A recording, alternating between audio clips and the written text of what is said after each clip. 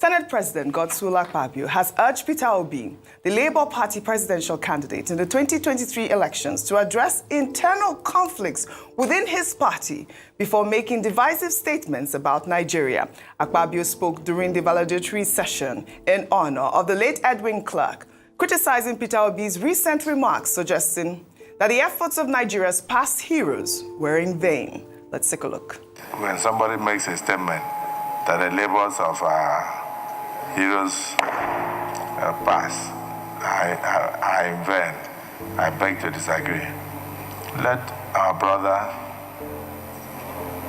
Peter Obi show leadership like Edwin Clark did by resolving first the crisis in the Labour Party. For a man who wants to run Nigeria, you have one of the smallest parties in Nigeria, and you cannot even resolve the crisis in that Labour Party. Is it the crisis of Boko Haram that you will come and resolve in Nigeria? I would like us to be known for what we did when we had the opportunities. As I speak now, I can tell you about the dualized thoroughfares in my state. I can tell about the flyovers in my state. I can tell about the best international hospital in my state. I can tell about the monuments of government houses that are built, both for the governor and deputy. I'm one of the best digitalized governor's office in Nigeria. I can tell you about the best international stadium in West Africa. I can tell you about the free and compulsory education that I did for all Nigerians. I can tell you about the unity I brought in religion by sponsoring over 5,800 Muslims to the Holy Land and over 12 to 15,000 Christians to Rome and to Jerusalem. But then, those who are aspiring as presidential candidates and trying to cause division with their mouths, using the social media, tell them to resolve the small crisis in the smallest party they have in Nigeria first, before they come to talk about the larger Nigeria. But for the social media, it is unregulated. I wish you luck as you have a field day. That was violent. Let me take this tweet. From Voice of the Oppressed, he wrote, misplaced priorities in his achievements mentioned in this video when he was governor. For example, 1, sent thousands of Muslims to Hajj and thousands of Christians to Rome and Israel for pilgrimage. The question is, what value does it add to GDP? 2, building the largest stadium in the West Africa in a country where our local league is crippled. 3, bragging of building of government houses for privileged few in this 21st century in a country where it's at brim of collapsing. Nigerians will never get it right until they stand up against all these odds that have bent to impoverish them from cradle to the grave. I mean, that was a loaded tweet as well, but yes, I think he was. I think with due respect, quickly. Whatever he has spent on the pilgrims, you know, I think he should go and get that money. I know that money is gone, but if possible, we should get them back, and he could use it to fix schools and do things that are more important. You see, these leaders don't even understand the basic and the most important things, which are services to humanity, hospitals, schools, and the likes. And these are things that make a society. Awolowo's free education to today, we still talk about it. Bragging about building a stadium. Yes, okay, to attract people to play. But what about having an ancillary football team also there to be able to run out of the place? That's it. Then he talked about a hospital. Can you recommend that hospital for president? Is it the 41 billion? I can't remember.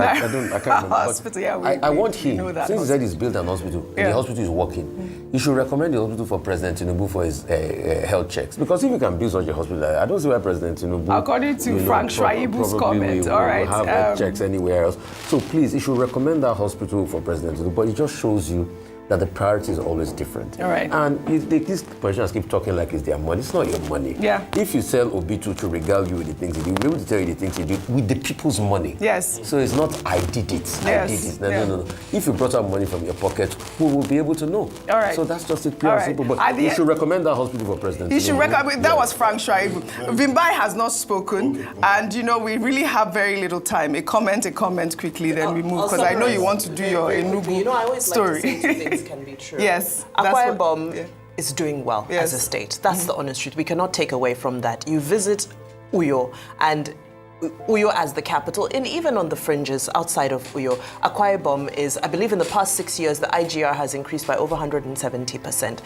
Having said that, I also think that it's not necessary to use some of these platforms to attack somebody who is not in the Senate. I understand if it was a debate happening within the Senate floor about opposition or about other things, but to bring that conversation into whatever was happening in the Senate at that moment, I think may have been misplaced. However, having said that, does the Labour Party drama need to be resolved? It does. Right. And this is what's happening with opposition parties across Africa. We spoke about Hakainde Hichilema here earlier, the Zambian opposition who came into power, and now America is cutting aid because they are unable to regulate the theft of medicine that is being donated by the US. So opposition parties also need to get their house in order. So absolutely. two things can like be that true point. at the same time. Quick comment, less than 20 seconds.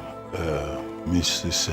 Bimbai, Mutiri Akpabio. That's why I had to make You're calling me by my government name. Am I safe? No, I just wanted to say I don't expect you No, but mine is Cross River, not Akpabio. What's the difference? Okay, go ahead. When I went to school in Cross River, one the state, two yes. states were the same. But, I agree with you that, there's been a lot of transformation in the Akwa Ibom state. But one thing to say quickly, I don't think anybody should claim sponsorship of pilgrimages as an achievement. Now, we have said it again and again, that Section 10 of the Nigerian Constitution says there shall be no state religion.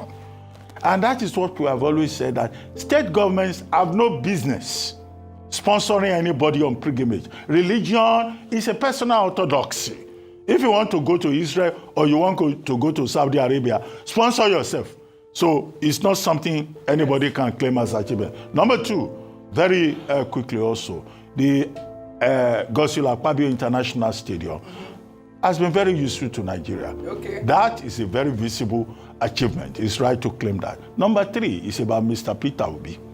Now, yesterday I said he has not committed any offense with what he said. Yes. Okay, he says the labor of our leaders past is now in vain and all of that. That is his personal opinion. He's saying that Nigeria is a country that have not met its potential, or that has not fulfilled the dream of the founding fathers. How is that a crime? Yes. Okay, so and then all this comparison and all of that, the focus should be at that plenary on Pa Edwin Clark. Correct. Because that was the occasion, Correct. Pa Edwin Well Clark. said. And then the Senate president was saying he was speaking in the voice of Pa Edwin Clark. How do we know that? I mean, I don't know. He said it. He said it during the presidency. This is the AI version of Pa Edwin So Clark. How does he know that? How do we know that? I mean, that seriously. is what Pa Edwin Clark, Well, now all blessed right. memory, Well, would all have right. said. All They right. should just leave Peter Obi alone. This is it. He can express himself. Right. He's a citizen. Like we said yesterday, we always have to speak truth to power. Seriously.